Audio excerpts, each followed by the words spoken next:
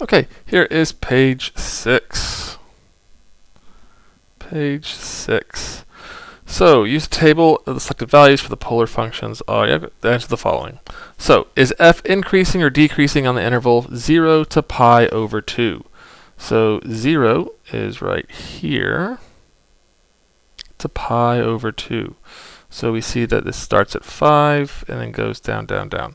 So, f is increasing.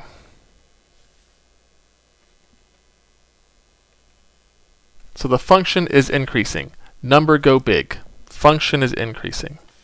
Now, is the distance between f of theta and the pole increasing or decreasing? So this is, so we already said this is increasing. And f or r, fr, same thing in this case, is negative. So this is a negative increasing. So the distance to pole,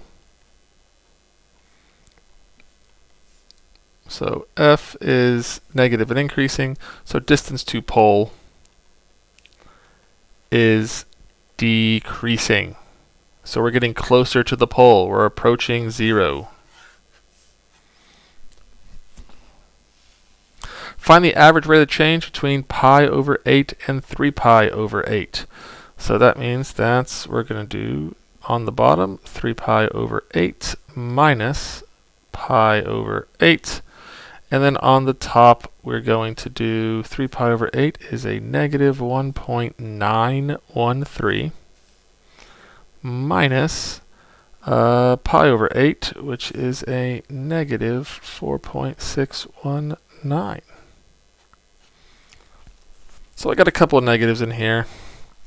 So let's type this into our handy dandy dying calculator.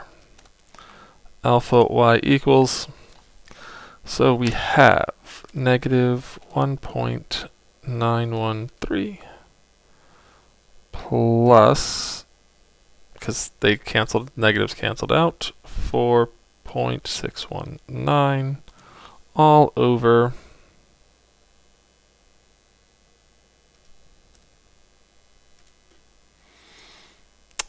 3 pi over 8 minus pi over 8. Bam. And we should get 3.445. So the average rate of change is about 3.445. Estimate the value of f of 4 using that average rate of change. So we're going to have to do that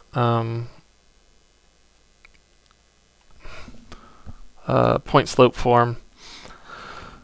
So let's see here. We'll do y minus y1. So let's say negative 4.619 equals slope, which is 3.445 times x minus x1, which is pi over 8. So I used this value right there for my x1, x2.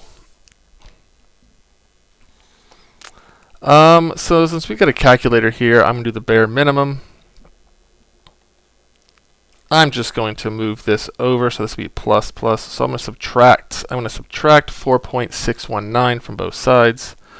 So we get 3.445 times x minus pi over 8 minus 4.619. Now that we have that variable all by itself, we can plug in pi over 4. We don't even have to distribute here if we don't want to. The calculator will do all of that for us. So in our calculator, we just need to type 3.445 pi over 4 minus pi over 8 minus 4.619. So type this whole thing in our calculator. 3.445 times pi over 4 minus pi over 8 minus 4.619. So we get negative 3.266. So we'll have about negative 3.266. We know that we did fine because our actual is negative 3.5, negative 3.2.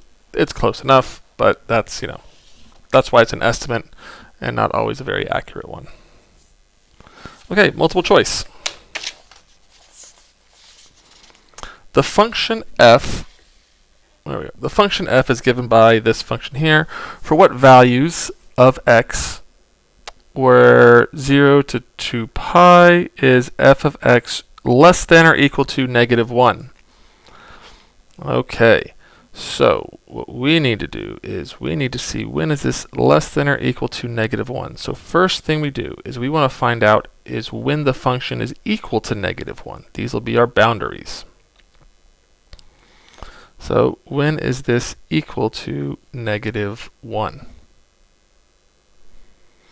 So we'll then we'll get x by itself. So we'll subtract 1 from both sides. 4 sine x equals negative 2. Divide both sides by 4. Sine x equals negative 1/2. Inverse sine of both sides. So x equals, when is sine, so we only care about between 0 and 2 pi. So when is sine negative 1/2? And that's going to be at the over 6's. So we'll have in quadrants 2 and 3. So we'll have 7 pi over 6 is the quadrant 2 solution, and 11 pi over 6 is the quadrant 4 solution. So now we want to know is when is all of that. So we'll have a solution here and a solution here. So these are our solutions. And we want to know is when is the function less than this. So when is the function, we want all of these count as solutions down here. That's when the function is less than sine, or less than negative 1. Make sense? So it's going to be from 7 pi over 6 all the way to 11 pi over 6. It's equal to, so these I guess should be brackets closed. So it's going to be from 7 pi over 6 to 11 pi over 6 inclusive. Bam. Should be A.